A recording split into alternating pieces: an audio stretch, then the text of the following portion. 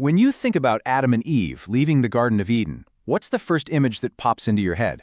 For most of us, it's probably two people, dressed in animal skins, just trying to survive in a harsh, primitive world. But what if that picture is completely wrong? What if the first pioneers were actually the divinely equipped founders of the world's first advanced civilization? Let's dive in and explore the evidence. Okay, so first things first, we have to understand the world they were actually exiled into.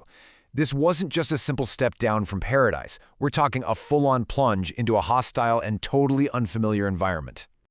I mean, really let that sink in for a second. The story we all know is about struggle, right? Simple, frugal survival against impossible odds. We imagine them starting from absolute zero, having to figure everything out on their own. But is that what the source material actually describes? Now that is an incredibly powerful phrase. This wasn't some peaceful, empty wilderness just waiting for them. It was a world where life and even the very elements seemed arrayed against all else, a constant, chaotic, and frankly terrifying battle for existence. And this description, wow, it just perfectly illustrates the sheer terror of their new reality. Can you imagine going from the sublime peace of Eden to a world like this, where the forest hid unknown dangers and the night was filled with the sounds of predators? It was an unbelievably dramatic change. But here's where the story takes a really fascinating turn. This tale of survival against the odds, well, it's not quite what it seems. Adam and Eve weren't just any pioneers. And that line right there, that is the crucial point.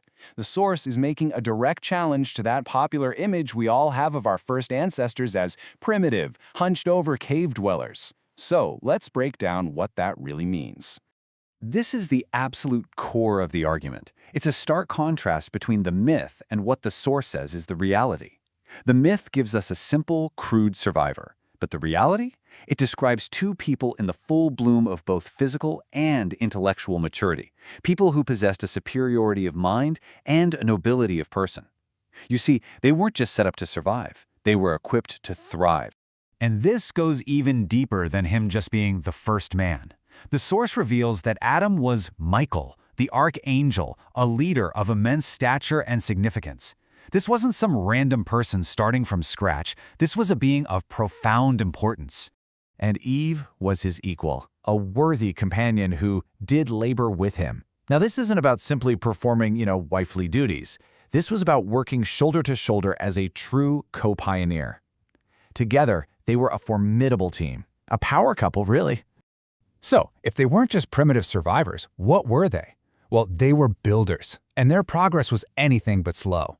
And that is the key. The development of their society wasn't this slow, grinding process over thousands of years. It was incredibly fast. The speed of their advancement directly contradicts that whole idea that they were starting with nothing.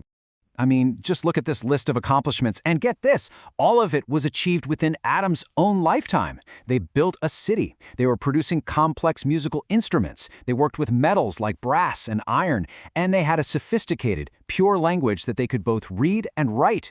Come on, this is the hallmark of an advanced culture, not a primitive one.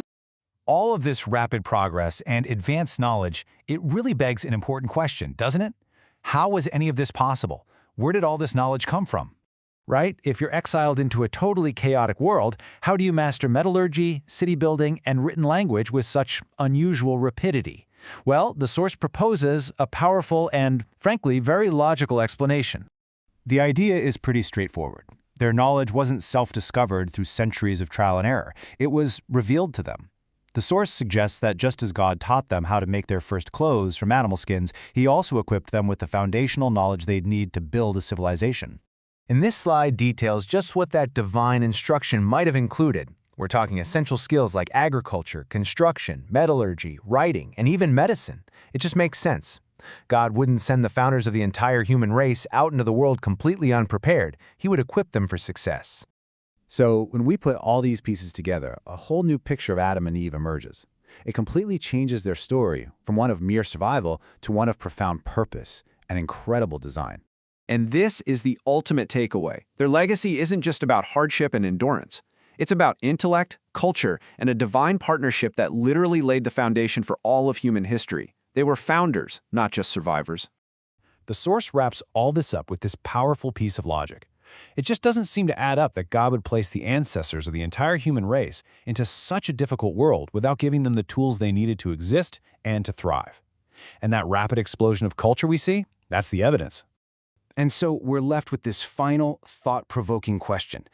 Does this story of struggle, even for a divinely equipped founder, give Adam a unique perspective? Will his experience as the very first pioneer navigating that chaotic world make him a more empathetic judge for all of us who followed in his footsteps? It's a pretty fascinating thought to leave you with.